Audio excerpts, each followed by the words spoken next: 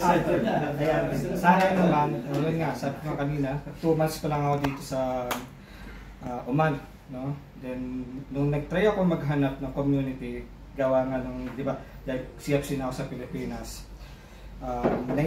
Na-endorse ako ni Tito Meng, ni Tita Lasty, kay Tito Joel.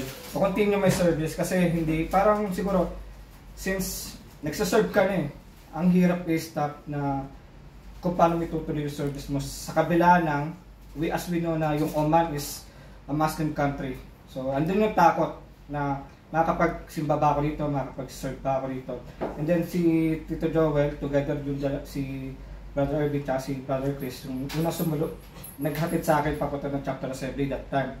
So, kay Tito Joel, siguro salamat sa tiwala.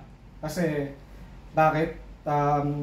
Yun nga sabi ko Tito Joel nung last conference natin, men's conference, that is my first time na mag-share sa mga conferences. Kahit nasa SFC ako, CFC, di ako nag-share. So that is my first time. Salamat po sa tiwala.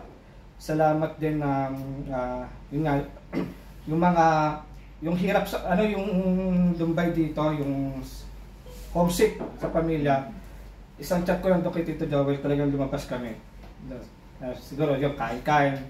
At yun din, no? Siguro i-share ko na lang, di ba, no? Yung God will show to us His promise, no? But never the plan. Kasi kung i-share ni Lord yung plan niya sa atin, baka hindi natin gawin kung ano may plano natin sa Kanya.